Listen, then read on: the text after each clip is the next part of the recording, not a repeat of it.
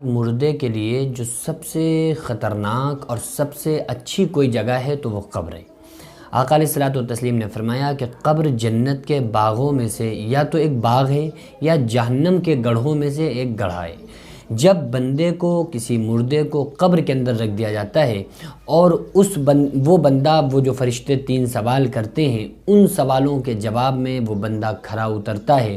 تو اس وقت سے لے کر قیامت تک اس بندے کو چین اور سکون کی نیند قبر کے اندر سلا دیا جاتا ہے۔ وہ بندہ سو رہا ہوتا ہے، اسے پھر کسی بھی بات کی کوئی ذرہ برابر پرابلم نہیں ہوتی ہے۔ یہاں تک کہ حدیث پاک میں آتا ہے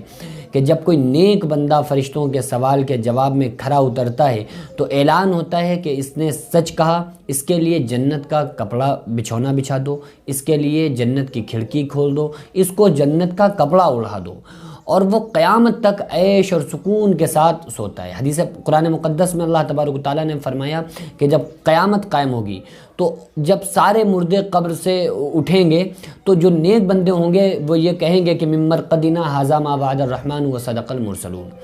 نیک بندے کہیں گے کہ یہ ہماری مرقد سے، یہ ہماری قبر سے ہمیں کس نے جگا دیا۔ انہیں یہ معلوم ہوگا کہ بس ابھی سوئے تھے اور فوراً 10-5 منٹ میں ہم اٹھ گئے، تو انہیں موت کے وقت سے لے کر قبر کی مدت سے لے کر قبر سے قیامت تک کی مدت انہیں بس چند لمحات لگیں گے کہ بس ابھی سوئے تھے اور فوراً اٹھ گئے۔ جیسے آپ دیکھتے ہیں کہ ہم جب سوتے ہیں نماز کے بعد، عشاء کی نماز کے بعد 10-11 بجے اور فجر میں اٹھتے ہیں تو 6-7-8 گھنٹے سونے کے بعد جب ہم فجر کی اذانیں ہوتی ہیں کھڑبڑا کے اٹھتے ہیں تو کیا کہتے ہیں کہ ارے ابھی تو سوئے تھے اور فوراً صبح ہو گئی۔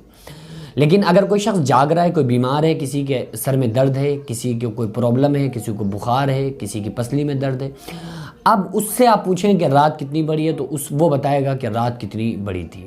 تو جو نیک بندہ ہوتا ہے وہ قبر میں چین اور سکون کے ساتھ سو جاتا ہے، اور جو برا بندہ ہوتا ہے اس کے لیے بڑی خطرناک، جو سب سے خطرناک کوئی جگہ ہے تو وہ قبر ہے۔ حضرت عثمان غنی رضی اللہ تعالیٰ عنہ قبر کو دیکھ کر اتنا روتے تھے کہ گنجان داڑھی تر ہو جایا کرتی تھی۔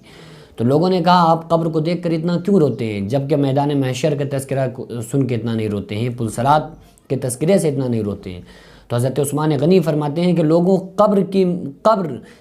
آخرت کی منزلوں میں سے پہلی منزل ہے اور دنیا کی منزلوں میں سے آخری منزل ہے۔ جو بندہ قبر سے نکل گیا سمجھو وہ اس کا بیڑا پار ہے، اور جو قبر میں پھنس گیا سمجھ لو کہ وہ اس کا جو ٹھکانہ ہے وہ جہنم ہے۔ تو ہم سارے لوگ دعا کریں کہ اللہ تبارک و تعالیٰ ہمیں اس دنیا میں نیک کام کرنے کی توفیق عطا فرمائے، تاکہ قبر جو ہمارے لیے ہو وہ جنت کے باغوں میں سے اللہ تعالیٰ ہماری قبر کو ایک باغ بنائے، اور ہم تمام لوگوں کو عذاب قبر سے اللہ تعالیٰ محفوظ فرمائے۔ وما علینا الا البلاغ۔ السلام علیکم ورحمۃ اللہ وبرکاتہ۔